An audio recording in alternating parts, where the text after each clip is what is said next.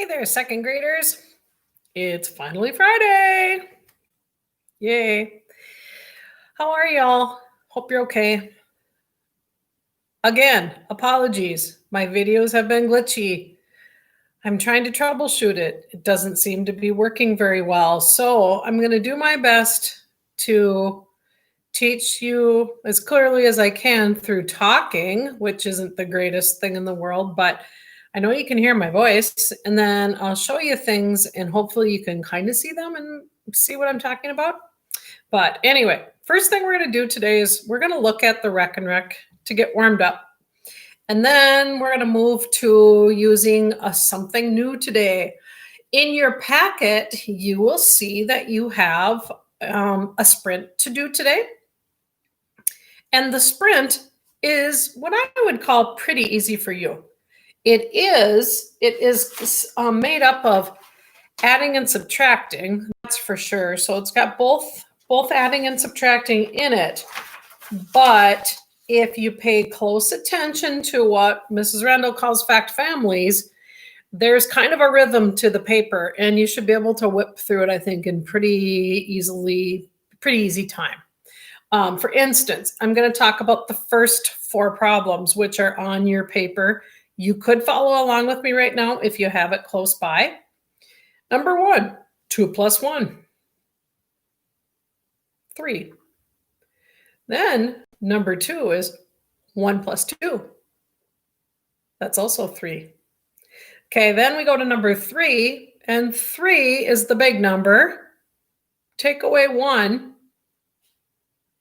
is 2, just like you just did. 1 plus 2 is 3. 3 take away 1 is 2. 3 take away 2 is 1. That's the number 4 problem. Then you go on to number 5, and it's 4 plus 1, 1 plus 4. 5 take away 1, 5 take away 4. They're all connected to each other. They're what I call related facts. They're a fact family. So once you've completed your sprint for today, you can put that aside. Now, what I want you to do also is I want you to keep the front cover. You know how your packet has a blank sheet of paper and it says Friday, November 13th? Take the back side of that piece of paper and please turn that into a hundreds, tens, and ones chart for yourself to use.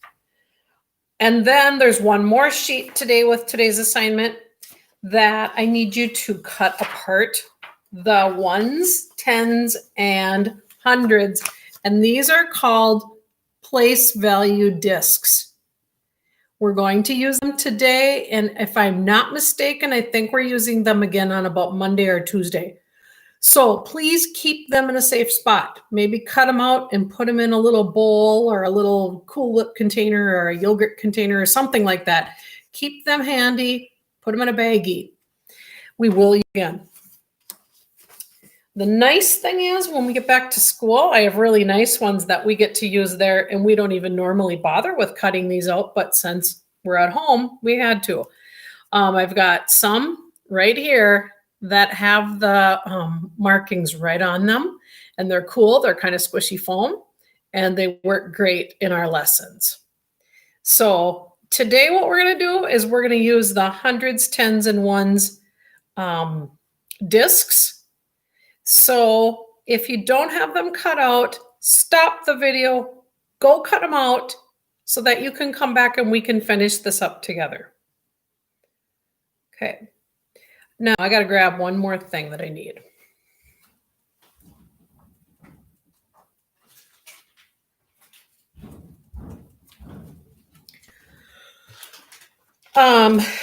What I went to grab was, I just needed to get some more of the number discs. So I'm going to just pick those out of my bag. So I'm ready to roll with you guys. We're going to move into that part of our lesson next. Since my videos aren't the best, I'm kind of keeping them short. There's a couple of story problems that I would normally do, but I'm not doing them because, like I said, I'm kind of trying to shorten this up a little bit because they're not the greatest videos. And we can do them next week when we get back. Okay. So what we're going to do right now, I'm just going to try to pull my chair a little closer here to my board. You guys, I'll show you a picture next week of my setup. It's kind of funny. I have this on top of a chair, balancing on top of a box. You know, make do. Okay. So what I want you to do is we're going to start to think about numbers. I'm going to actually go right back to your work paper for today. And I sent home for you what we call homework, the homework paper. We at school would normally do a practice set at school, but the homework paper is a lot like the practice set at school, but it just talks about how you do this with your family, which kind of makes sense for what we are actually doing. It says model the following numbers for your parent using the fewest discs possible. Whisper the numbers in standard form and unit form. Okay, now, what does that mean? Standard form, we've talked about this in school. Standard form is just saying a number. You see the number, for instance, hoping you can see this. For instance, if you saw the number, I'm going to write here, 15.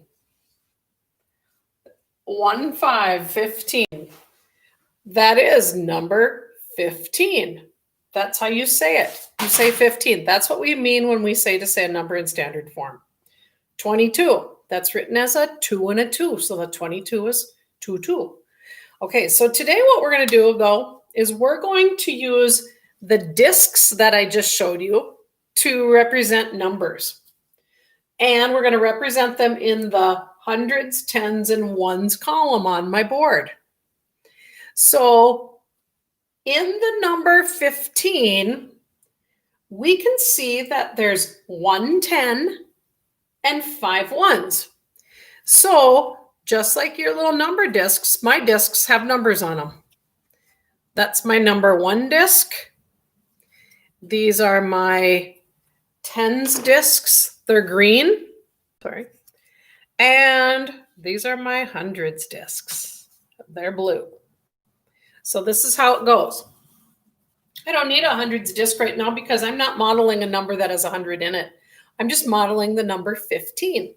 So for number 15, it would be 5 ones, because look, there's a 5 there. 1,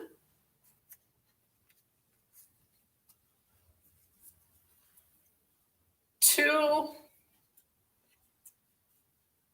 3, 4, 5. Remember how I always make things with my number lines have 5 in them? Now, if this was number 16 or 17 or 18, I would put my other number discs right across from these, but up on the second column. Because we always know if we see this as complete, that that's 5. And it's just a quick glance with our eyes and we can see, oh, there's 5. We know that's 5. Then if there's more over here, we just kind of keep counting from 5. We count on from 5. And then I said, this is number 15. So I'm going to put a 10 here. So 1 10 and 5 ones makes the number 15. Okay. Now we're going to make a bigger number. We are going to make, I lost my eraser. We're going to make a bigger number. So I'm going to erase, I'm going to erase 15. I still have my lines there. This is where on the back side of your Friday lesson paper, I wanted you to draw your hundreds, tens, and ones chart. So when I make these numbers, you could be making them with your own number discs. This time I want to make the number 223. So 223. Now we know that 223 isn't normally written that spaced apart. It's more like that, but this is because we're putting it in the hundreds, the tens, and the ones column. So 223. Well, I'm going to pull these down because I only need to have, I need to have 3 up there. 1, 2, 3.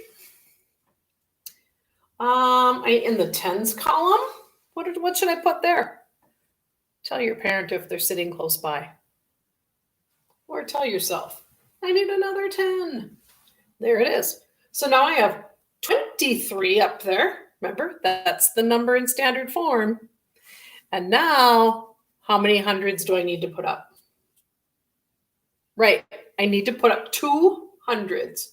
100, 200, 220, 1, 2, 3.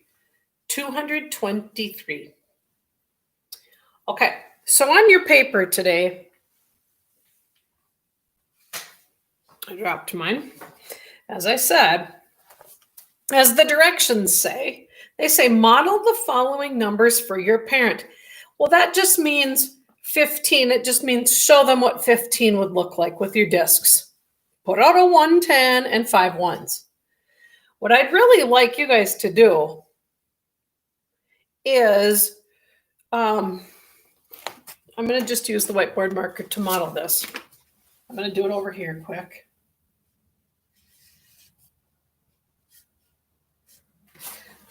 I would like you to draw a little table like that. So it can't be very big. And what that means is you could put an H, T, O. H for 100, T for tens, O for ones. Hundreds, tens, ones. And then draw 15. What would 15 look like? It would look like 1, 10, and 1, 2, 3, 4, 5 ones. Just checking to see that you can see that. 1, 10, and 5 ones. I just drew those as little dots. Then maybe if you do the next one, you could, what I call say would be to stagger it. And here's your next. Here's for your second problem. It could be over here. Hundreds, tens, ones. And then the number that you're going to model is 152. So you would draw, let me do one more for you. 1 for 100, 1, 2, 3, 4, 5, 1, 2. This is what I would like to see. Parents, just so you can see how I did it, I'm pretty certain you understand what I'm doing. If your child doesn't, hopefully you can help them with that.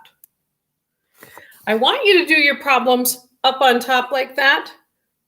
And on the bottom, why don't you pick 3 or 4? If you want to do all of them like that, you can, but pick a few and just do them, about 3 of them, to show me that you know how to do it. Otherwise, just talk through them with your parent or bigger brother or sister, older brother or sister, or grandma or grandpa, somebody that's with you. Just talk through them to show them that you know how to do this.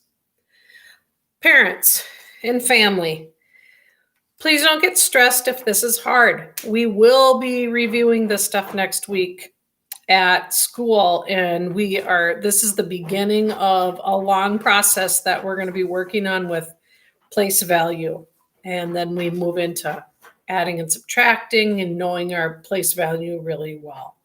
It'll be fine, but just so you know, this is the beginning of it, and we're doing our best with the videos. Hopefully it makes sense, and hopefully this video isn't glitchy. I'll find out here in a minute. Thanks. Have a good weekend. See you again on Monday. Bye.